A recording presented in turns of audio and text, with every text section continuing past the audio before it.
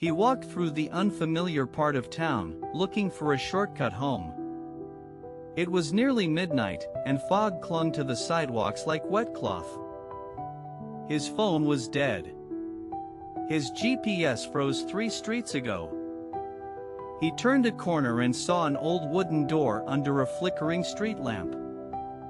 The door didn't match the brick wall it stood in, like it didn't belong. He hesitated, then knocked once. The sound echoed too long. No one answered. He turned to leave, but the door creaked open slowly. Inside was darkness, thick and silent, swallowing the light from outside. He called out, "Hello," but his voice came back deeper, as if mocking him. A chill ran down his spine. Still, he stepped inside. The door slammed shut behind him. The handle disappeared. He reached out, but the wall where the door was felt like smooth stone. "Not real," he whispered.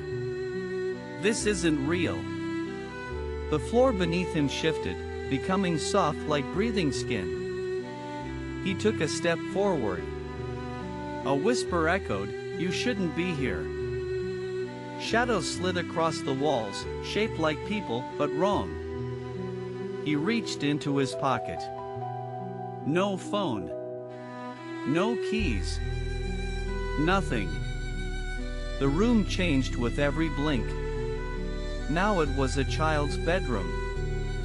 A mobile spun slowly above a crib. It played no music. He saw drawings on the walls, they were of him. In every sketch, his eyes were blacked out. He turned and walked quickly toward a hallway that hadn't been there before. The hallway stretched too long, its end hidden in darkness. Lights flickered overhead, buzzing like insects trapped in glass.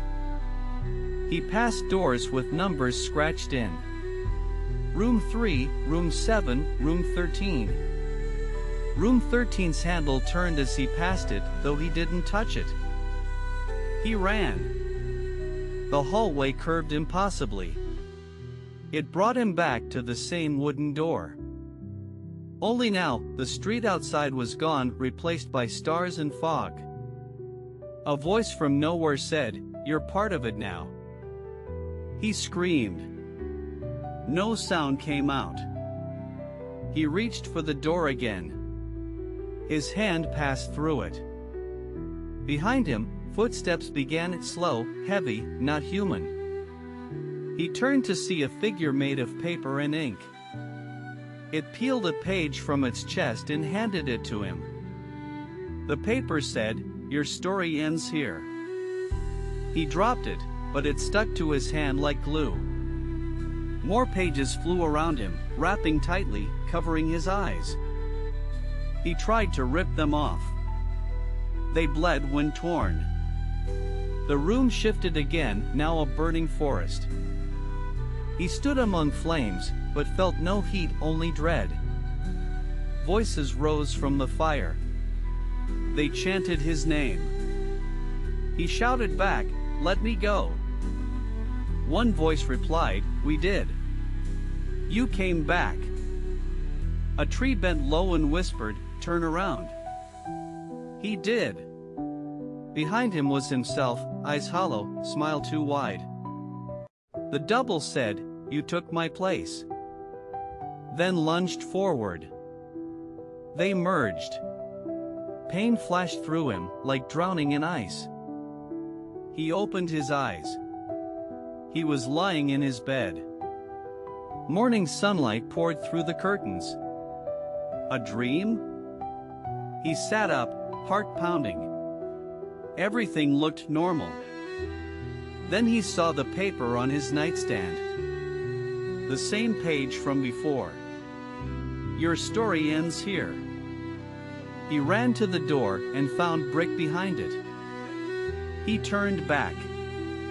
The bedroom was no longer his. Old wallpaper, dusty furniture, a ticking grandfather clock. He opened the window. Nothing but fog.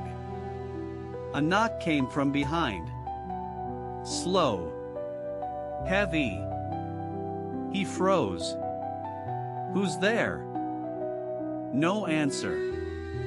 Just another knock. He stepped toward the sound.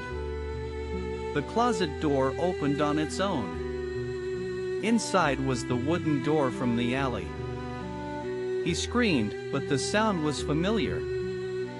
It was his voice, but also not his. From inside the closet, his reflection stepped out. It whispered, "You were always the shadow." The lights flickered, then went out. Silence. The door clicked shut. And the knocking started again.